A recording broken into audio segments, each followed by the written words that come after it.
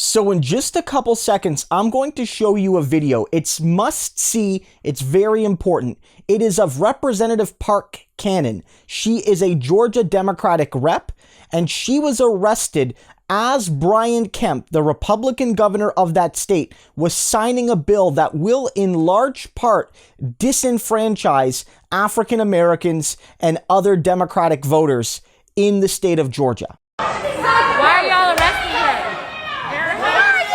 Why are you arresting her? Can you cite the code? Why are y'all arresting her? Stop suppressing the vote. Why are y'all arresting her? What did she do? What did she do?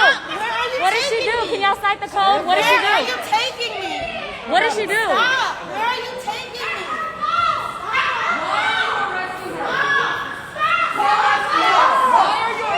What can y'all? What did she do? What did she do? What did she do? What did she do? What did she do? What did she do? What did she do? What did she do? Excuse me. What did she do? What did she do? What did she do? What did she do? What did she do? What did she do? That will affect all Georgians, and you are choosing to Why is she getting arrested? an elected official. You are choosing Why are y'all arresting her? Why are y'all arresting her? What did she do? What did she do? Cite the statute. What did she Cite do? the statute that you are Y'all arresting. need to be arresting Governor Kemp. Let me say something. We sit here every single day and we defend these bad bills, like SB 202.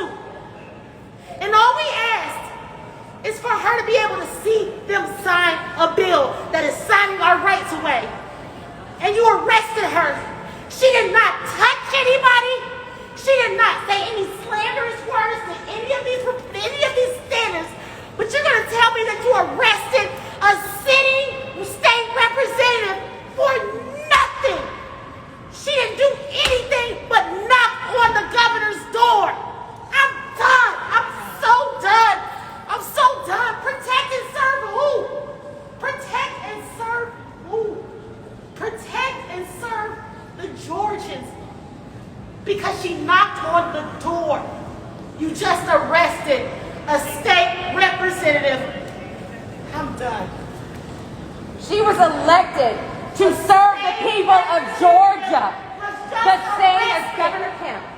You think this is... And so what you can see there is a sitting member of the legislature there. The equivalent would be, somebody being arrested in Congress, a member of the House being arrested in Washington, all for trying to speak out against Brian Kemp and the Republicans' attack on democracy in Georgia. Why this is all happening is black people had the audacity to win. Black people had the audacity to win. Black people and progressive people of all backgrounds, but black people in particular, had the audacity to win in Georgia, where they're not supposed to win. They're not supposed to win, Senate seats in Georgia. They're not supposed to win the Electoral College votes in Georgia. And so, as revenge against people like Park Cannon, women of color in particular, because they are so heavily Democratic voters and were essential to that victory, they passed laws. And there's a whole bunch of there that effectively makes it harder for black people in particular to vote. Others will be affected. You might have a conservative grandfather that loves this, and he might be disenfranchised by it. But they're playing the numbers game, and they figure that if they do this, fewer black people will vote relative to the fewer white people who are going to vote, and that'll help them win next time. Let's be clear. One of the things in this bill prevents you from giving water or food to someone waiting in a voting line. So they're going to make lines longer, and then they're going to punish you for helping somebody, say an elderly person who needs a glass of water, waiting in line to exercise their basic democratic right. Brian Kemp got a lot of praise for resisting Donald Trump from November to January, because Trump was asking him to find the votes. Remember, we saw the clip, Raffensperger and Kemp. They were asked to find the 11,000 and so votes needed to flip Georgia back to Trump. And they didn't. They resisted that. But what they're doing is effectively giving in to the Republican insanity and delusion that the last election was flawed, and so therefore we need all these changes in swing states like Georgia to fix them. You are effectively doing Trump's bidding, but just a few weeks later. And finally, this is a must-see video for Manchin and Sinema and all the goddamn filibuster lovers in the Democratic Senate caucus. This is what's at stake. Black people made the Democratic Party the governing party.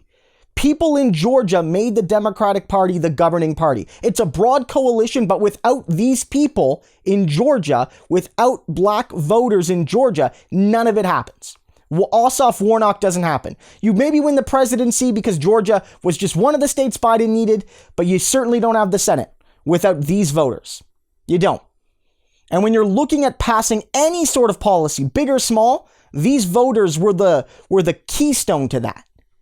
And so, when you're waxing poetic about the glories of bipartisan compromise and the filibuster, Republican thugs, whether they were the thugs in the Capitol on January 6th or whether they're the thugs in the suits and ties in the Georgia legislature and in Congress, they are coming for democracy. You know, Angus King, he's a moderate guy, but what he said was that I would be willing to shelve the filibuster for voting rights. When it comes between a filibuster rule that no one gives a damn about outside of the Washington bubble and the voting rights of the American people, particularly marginalized people, there should be no choice. If the Democrats don't pass the For the People Act, and if they don't do it by abolishing the filibuster, if only for that, then this is on them too. The Republican Party hates democracy, and they need to be crushed by any means necessary.